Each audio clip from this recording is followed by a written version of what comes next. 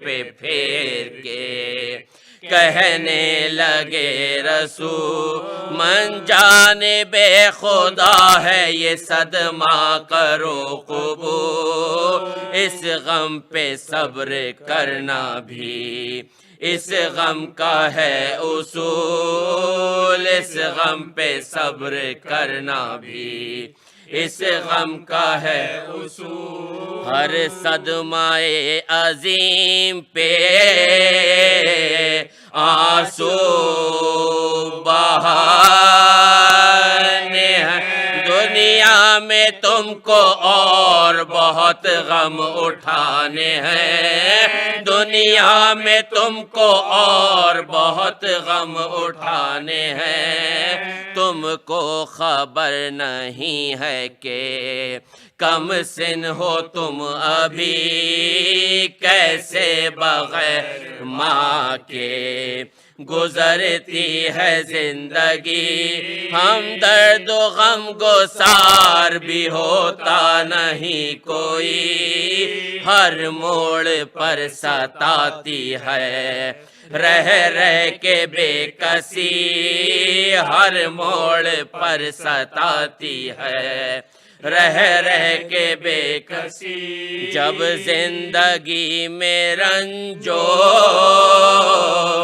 علم یاد آتے ہیں، ہر ایک قدم پہ ماں کے کرم یاد آتے ہیں، ہر ایک قدم پہ ماں کے کرم یاد آتے ہیں، طے ہو چکا جو غسل و کفن کا بھی مرحلہ، تیار ہو گیا جو جنازہ خدیجہ کا، بیٹی نے ماں کا آخری دیدار کر لیا، زہرا کا غم رسول سے دیکھا نہ جا سکا، زہرا کا غم رسول سے دیکھا نہ جا سکا، فرتے علم سے زہرا کی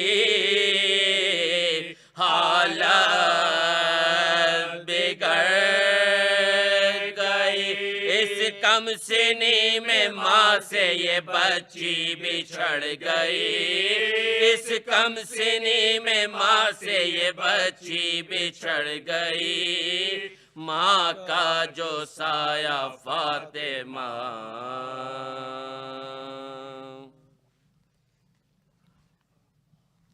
آپ تمام مومنین سے گزارش ہے کہ آگے آگے تشریف لیں تاکہ پیچھے آنے والوں کو جگہ میسر آ سکے، اور محمد وآل محمد صلوات آگے آگے پلیز۔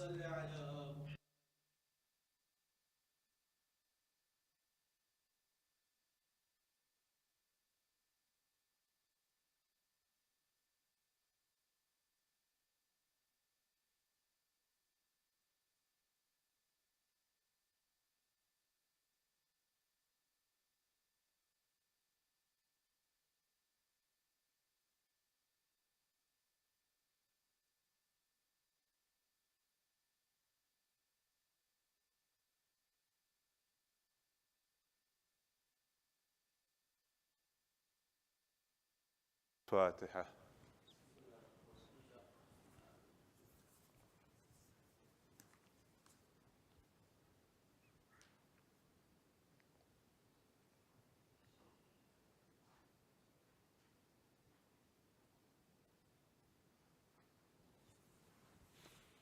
أعوذ بالله من الشيطان اللعين الرجيم. بسم الله الرحمن الرحيم.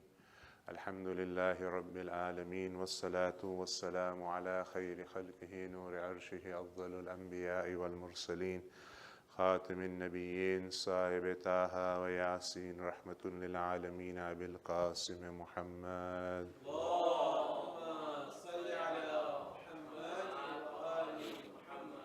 وعلى أهل بيته الطيبين الطاهرين المعصومين المظلومين، ولعنة الله على أعدائهم أجمعين من الآن إلى قيام يوم الدين. أما بعد، بسم الله الرحمن الرحيم. السلام عليكم ورحمة الله وبركاته. We are gathered this evening for the wafat of our المؤمنين جناب خديجة الكبرى سلام الله عليها. اللهم صل على محمد وآل محمد. 10 days of the holy month of Ramadan have already passed. And according to the hadith reported in Biharul Anwar by our Holy Prophet sallallahu alaihi wasallam, where he says, Ramadan is the month whose beginning is mercy, its middle is forgiveness, and its end is an emancipation from the hellfire. Thus, from tonight, inshallah, we are in the days of forgiveness. And we ask Allah subhanahu wa ta'ala with the wasila of Janab Khadijah and Ahlul Bayt that He forgives our sins and makes this month of Ramadan the best month for all of us, inshallah. Muhammad wa ali Muhammad salawat.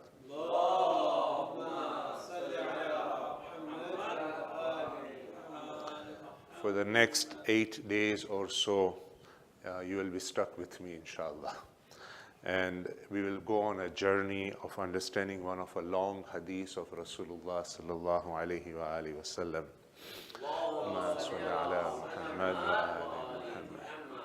We'll introduce the topic this evening and inshallah connect this one part of the hadith with the event which we are gathered today for the wafat of Janab Khadijah. We will go through the whole hadith this evening, and then each night, inshallah, we will take 1 or 2 parts from that hadith and discuss it. It is reported from the chain of the narrators by Muhammad ibn Yaqub al-Kulaini, who reports from Muhammad bin Yahya, from Ahmad bin Muhammad ibn Isa, and from Ali ibn Numan, who reports from Muawiyah bin Amr, who says, Sallu ala Muhammad wa ali Muhammad.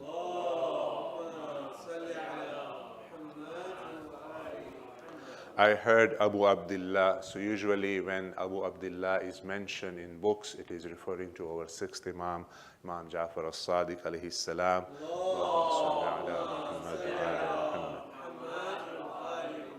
Who says in a council that the Holy Prophet gave to Imam Ali alayhi salam, and he said, "O Ali, I exhort you concerning certain characteristics. I tell you about certain advices, some khisal, actual word is used is khisal, which you must preserve in yourself as a trust from me."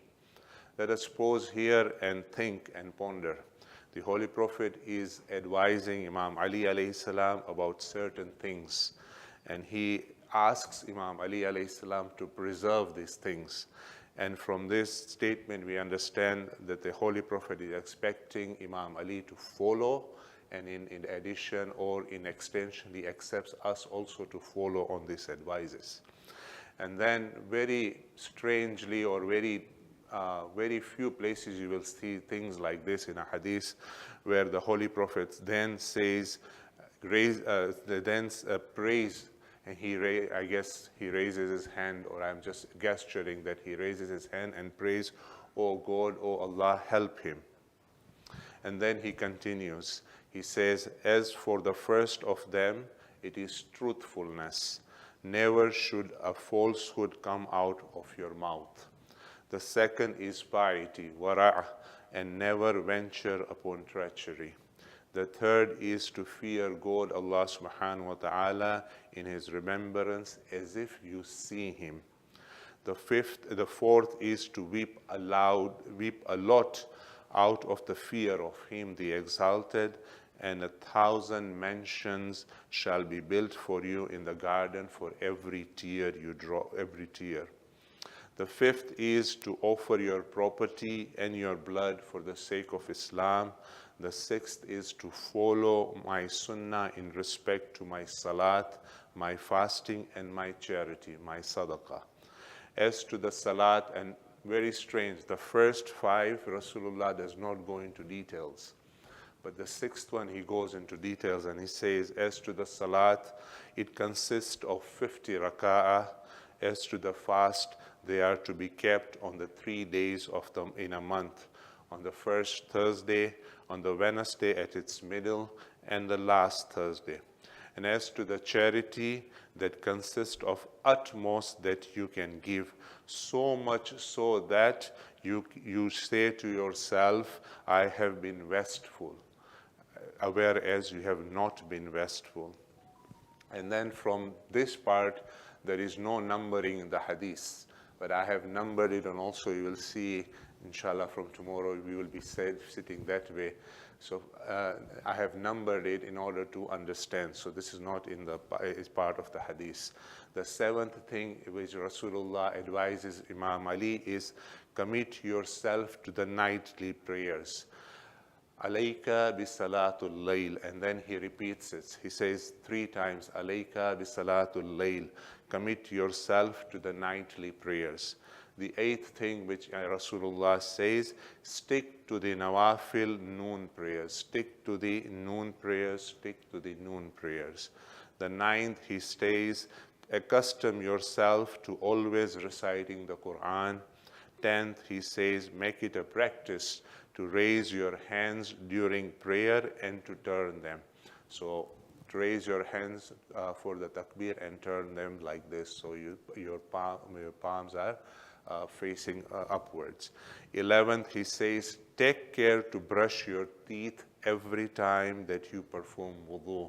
And 12th, commit yourself to ethical virtues. Practice them and refrain from moral vices.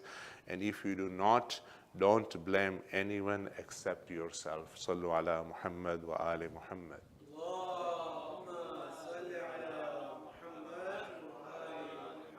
I always try to look for a number which matches with our Ahlul Bayt. Fortunately, this hadith has 12 things which Rasulullah tells, and we have 12 Imams. 12 advice given to Holy Prophet, given by Holy Prophet to Imam Ali alayhi salam, and in extension for us to follow. Some of them are obligatory things which we have to do, and some of them are highly recommended things, mustahabat. Inshallah, the intention is to break down the hadith and understanding so that we try to practice these points in our lives. Majority of the points which we will discuss and share is from the book 40 Hadith, an exposition by Ayatollah Khomeini. For this evening, we will look at the quality of truthfulness, which is the first thing which is mentioned in Hadith. First point which calls is, he says, Rasulullah says, as for the first of them, it is truthfulness. Never should a falsehood come out of your mouth. Agha Khomeini says the fact that this advice was mentioned first shows its importance and its glue in ensuring that other advices are fulfilled. So very important thing is that we should be truthful in our sentences, our actions, and everything in order to do the rest of the 11 things which Rasulullah is telling us. For us to act on this advice, we must be truthful in our words and our actions. Lying is counted as major sin, gunahan kabira. A person who lies one time, he can end up losing his credibility in the eyes of people for the rest of the life. If I were to lie for something small even, and if it was been known to any one of you, the next time I will say something, you will question me. Not on my face, but you will ask in your heart, can I trust the person? He has already lied something about. Lying is prevalent in our societies these days. That is, ugliness has disappeared. We have become so accustomed to lying and saying lies in our lives that we do not even realize what we are doing. We accept, and this is very normal, we accept that no one is telling the full truth. So it is considered a normal thing to lie. You sit in a meeting at your workplace, there will be lies there. You go to school, there will be lies there. You go to any place, there will be lies. And to the fact, we sit on the minbar and we lie. Astaghfirullah, na'udhu billah. We have separated lies into categories like hurtful lies and harmless lies. We say, oh, this is a harmless lie, it's all right, I can lie on certain small things and it will not matter. And this is a lie which I cannot lie because it will be hurtful to others. A lie is a lie, whether I lie it this way or I lie it other ways. Each one of us can count during the daytime how many lies we will speak without even realizing that we are lying. And if we were to ponder upon our speech on a daily basis, this is the reality of ours, that we will lie without even realizing it. Imam Ali alayhi salam, Allahumma salli ala Muhammad wa ali Muhammad. Imam says, one does not taste the flavor of faith until he refrains from lying in serious speech and in joke. And then he says, O Abu Dhar, woe to the man who tells lies in order to make other people laugh. Woe to him, woe to him. Thus, we understand that lying is a result of weak faith. If our iman is not strong, this is the time when we will lie. And we will never be able to test the true faith, the true iman which we are supposed to have, unless we stop lying in our lives. The statement, and when I was preparing this, the statement which says, Imam Ali tells Abu Dhar, woe to him, the person who lies in order to make other people laugh, make me also wonder. And sometimes you joke with your children at home by saying a lie which you are not meaning to say. But that also Imam does not want us to do. It is something which we have to think about. I lie in joking, and that also is not something which we should be doing in our lives. Sallu ala Muhammad wa ali Muhammad.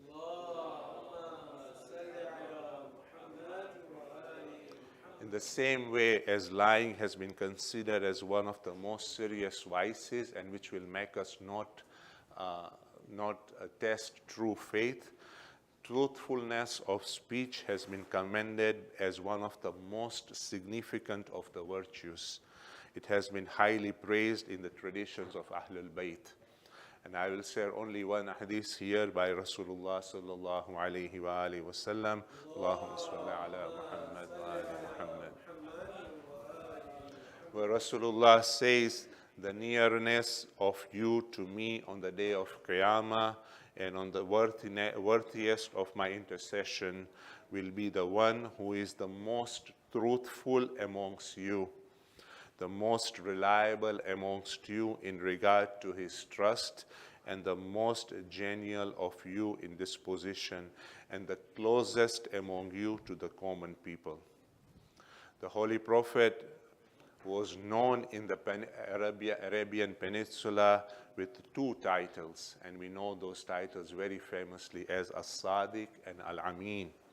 He established himself with these two titles before he declared the prophethood. Before he did anything, he made sure people trusted him, and they gave him the title of Amin, and his speech and action were such that he was known as As-Sadiq. There was hikmah behind these two particular titles which Rasulullah established for himself before he went ahead and declared his prophethood. Janab Khadijah, salamullahi alayha, saw these qualities of Rasulullah in Rasulullah before she even embarked on the making a proposal for her to get married to him. Before marriage, she employed Rasulullah to go and do business on her behalf. And what were the qualities which Janab Khadijah saw? These were the quality As-Sadiq and Amin, Al-Amin, which she saw in Rasulullah, and thus she employed him to go and do the business on her behalf. It is mentioned that on the first journey which Rasulullah undertook for Janab Khadijah, which went to Syria, there was so much profit out of it that it was realized that she also made a point that so much profit was gained by sending Rasulullah. The Rasulullah made these things in order to make a point. And today in our lives, we go back to the first, to the topic which we have chosen, truthfulness. We should all question ourselves tonight when we go. Today is the death anniversary of Janab Khadijah, and we are here to commemorate that anniversary. Tonight we should go and see and ask ourselves, how truth are we with ourselves, with our families, with our extended families, with our communities, with our workplace. Sallu ala Muhammad wa ali Muhammad.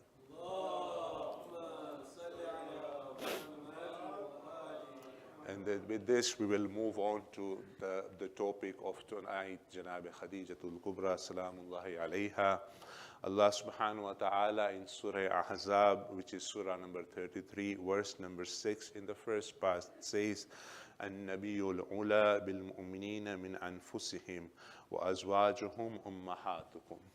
The Prophet is closer to the believers than their own selves, and his wives are their mothers. Not all wives deserve to be mothers of the believers, but there is one wife of Holy Prophet who deserves to be the mother of the believers and the mother of the Ahlul Bayt, and that is none other than Janab Khadijah Salamullahi alayha. Allahumma salli ala Muhammad. And on this point, I want to tell you something. If you write mountain and camel in Arabic, it is either Jabal or Jamal. There was one person, Janab Khadijah, who climbed Jabal, who climbed mountain, and got the title of Ummul Mu'mineen. And there was one person who climbed Jamal and got something else. Sallu ala Muhammad wa ali Muhammad.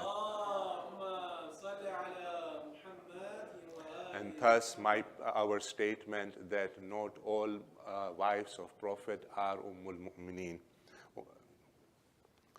The 10th of the holy month of Ramazan is a sad day, just like today. The Holy Prophet declared that year when Janab Khadijah and Hazrat Abu Talib passed away as the year of sorrow, Amul Huzn.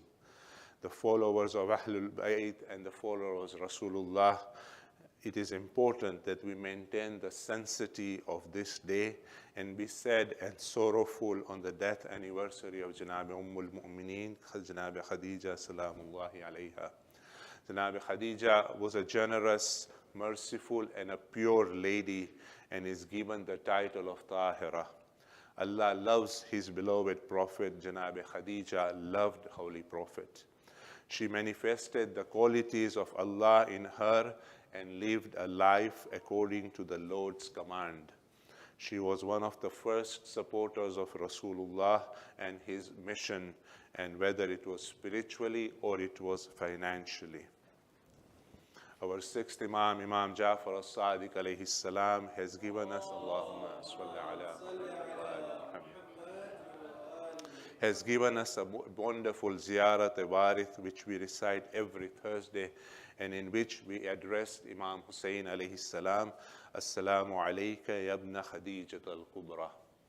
Peace be upon you, O son of Khadijah, the grand lady. And furthermore, in this very ziyarat, we say, Ashhadu annaka kunta nuran fil aslab al-shamikha wal arham al-mutahhara. Lam tunajjiska al-jahiliyatu bi anjasiha wa lam tulbiska min muddahimmati thiyabiha.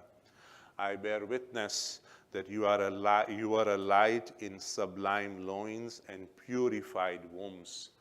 Rasulullah, Imam Hussein, womb is from the womb of Janab Sayyida, and who is from the womb of Janab Khadijah. The impurities of ignorance era could not object you to filth, nor could it dress you in its murky waters. Furthermore, in Dua Nudba, again, which is by our sixth Imam, we address the Imam of our time, Ajjalallahu Ta'ala Farajahu Sharif, by saying, Yabna Khadijat al-Kubra, O the son of Khadija, the glitterly lady. We are testifying something about Janab Khadija here.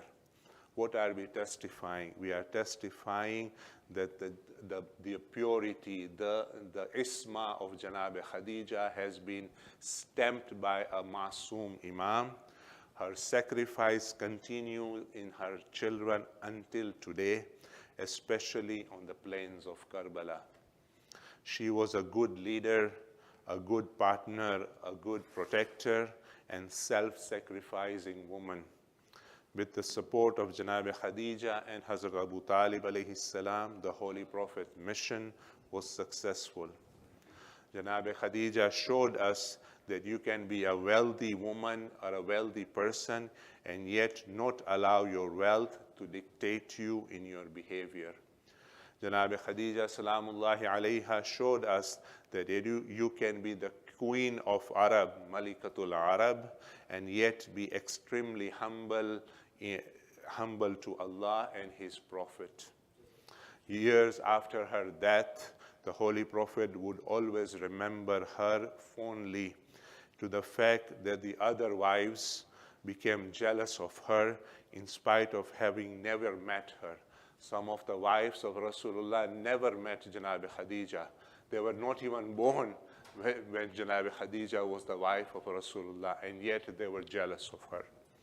It is reported from Rasulullah sallallahu alaihi wasallam when he says, there is nothing more beneficial to a believer after piety, after taqwa and devotion to Allah than a virtuous wife. Janab Khadija salamullahi alayha proved to be a virtuous wife for Rasulullah before Rasulullah even declared his mission. Janab Khadija showed the 10th day of a holy month of Ramazan is her death anniversary. It is reported that at the deathbed, Janab Khadija was very sad. Asma bint Umais comes to her and says, "Oh Khadija, why are you sad and why are you crying?" Janab Khadija replied, "Oh Asma, I am crying for my daughter Fatima. I know how much a daughter needs her mother, and especially at the time of her marriage." Asma says, "Oh Khadija, I will be there for Fatima and take care of her." In another tradition, it is mentioned that the Janab Khadija called upon her friend Ayman and asked her for a favor. She told her that she would not leave to see her daughter Fatima marry and asked her to kiss her on the wedding day. On the day of wedding of Janab Khadija salamullahi, Janab Fatima salamullahi alayha to Imam Ali, Ayman kisses Janab Fatima on her behalf. It is reported that at the time of the death of Janab Khadija, there wasn't enough money Rasulullah had to buy kafan for Janab Khadija. A cloak of her husband was used as a shroud for her, as she was given burial in it, and according to one book of narration. In another tradition, it is said that the Jibreel brought kafan for Janab Khadija from Jannah. She was buried in the outskirts of Makkah at the graveyard known as Jannatul Mu'alla. In 1929, the Saud Mal'amun destroyed the domes built over the graves in Jannatul Mu'alla. Today, the believers visit the place and pay their respects from the outside and mourn for Janab Khadija and other Ahlul Bayt who are buried there. In the one of the Wasiyah of Janab Khadija, she tells Rasulullah that please look after my daughter and make sure that no one oppresses my daughter. I want to tell Janab Khadijah Salamullahi alayha that during the lifetime of Rasulullah, no one oppresses Janab Fatima. But after the martyrdom, after the Shahadat of Rasulullah, she was oppressed, and so were her children. Can we have the light on, please? Sallu ala Muhammad wa ali Muhammad. azadaro जनाब फातिमा यतीम हो रही है माँ की तरफ से और माँ का साया उनके सर से उठ रहा है। लो अज़ादारो जनाब खदीजतुल कुबरा राही जन्नत हुई, जनाजा तैयार हुआ, रसूल चले और जन्नतुल मुअल्ला में कब्र में दफन कर देते हैं। अज़ादारो अल्लाह हम सबको बार बार जन्नत मुअल्ला की ज़ियारत नसीब करे। आजकल कब्र के नज़दीक जाने नहीं दिया जाता और मुमिनीन दूर से ज़ियारत करते हैं। अज़ादारो अल्लाह हम सबको बार बार जन्नत मुअल्ला की ज़ियारत नसीब करे। जन्नत मुअल्ला जहाँ पर से बनी हाशिम की कब्रें शुरू होती है, सबसे पहले बाई तरफ दरवाज़े के पास एक बड़ी तौबवारी कब्र है, जिसकी अज़मत ये है कि जब रसूलुल्लाह जनाब खदीजा को दफन कर चुके, एक मर्तबा खड़े होकर आवाज़ देकर कहा, जनाब खदीजा मेरा आखिरी सलाम हो। मैं कहूँगा या रसूलल्लाह आज आपने सलाम किया। हमेशा जब कभी आले मोहम्मद मक्के में आते थे, इस कब्र पर आकर सलाम करते थे। रिवायत में है कि जनाब खदीजतुल कुबरा का नवासा इमाम हुसैन जब मदीने से छोड़कर मक्के आए, 8 ज़िलहज को रोज़े तरबिया हज के किए बगैर इमाम हुसैन एक मर्तबा इराक जाने का इरादा करते हैं। अनस कहता है कि मैंने देखा इमाम हुसैन 8 ज़िलहज को एहराम खोल कर एक मर्तबा जन्नतुल मुअल्ला की तरफ जाने लगे। अनस कहते हैं रात का वक्त था, इस तारीकी में मैं सोचता रहा कि इमाम कहाँ जा रहे हैं। अज़ादारो आहिस्ता आहिस्ता इमाम हुसैन इस कब्र के पास पहुँचे। इमाम हुसैन अपनी नानी की कब्र पर पहुँचे। जनाब खदीजतुल कुबरा की कब्र पर पहुँचकर इमाम अपना अमामा उतार कर कब्र की पर रख दिया। सलाम किया, नानी अम्मा मैं आपकी बेटी का बेटा हुसैन अलविदा कहने आया हूँ। नानी अम्मा मैं करबला की तरफ जा रहा हूँ। अनस कहते हैं मैंने देखा इमाम हुसैन बैठकर रोते रहे, मुनाजात करते रहे, या अल्लाह मैं सारी मखलूक को इस मखलूक के ऊपर छोड़ कर जा रहा हूँ। अज़ादारो इमाम हुसैन अपनी नानी अम्मा की कब्र पर वे मुनाजात करते रहे। शायद हातिफ गैब की आवाज़ आई होगी, मेरे हुसैन एक मर्तबा फिर कहो, मलाइका तुम्हारी आवाज़ सुनने के लिए मुश्ताक है। अज़ादारो जब मलाइका इतने मुश्ताक थे, अजब नहीं जनाब खदीजा ने भी आवाज़ दी होगी, हुसैन ए मेरे बेटे हुसैन काश मैं जिंदा होती, तुम्हारे साथ करबला चलती। अज़ादारो जनाब सैयदा यतीम हुई, वो 5 या 4 साल की उम्र थी। मलाइका आसमान से तसल्ली देने के लिए रसूल के घर में आए। हाँ अज़ादारो वो सैयदा को दिलासा मिल गया, मगर उनकी पोती इमाम हुसैन की बच्ची 4 साला यतीम बच्ची जब से यतीम हुई, मसाइब के पहाड़ तोड़े गए, नन्हे कानों से चीर कर गौहर उतारे गए, तमाचे लगाए गए, ہاں سادارو، اس چھوٹی سی سن میں کربلا سے کوفہ سے شام پھرائی گئی، زخمی پشت پر چپر کر رہ گیا، گلے میں رسن اس طرح باندھا گیا کہ بچی کا دم گھٹنے لگا۔ الا لعنت اللہ علی القوم الظالمین والسیام الذین ظلموا عن یمینک لینکلمون انا للہ و انا الیہ راجعون۔ بار الہ محمد و آل محمد کا واسطہ اس قلیل عبادت کو تیری درگاہ میں تو قبول فرما۔ جناب خدیجۃ الکبریٰ کا واسطہ بیماروں کو شفاء کاملہ عطا فرما، مرحومین کی مغفرت فرما، ہمیں اس ماہ مبارک رمضان کی توفیق عطا فرما، بحرمتی سورۃ المبارکۃ الفاتحہ۔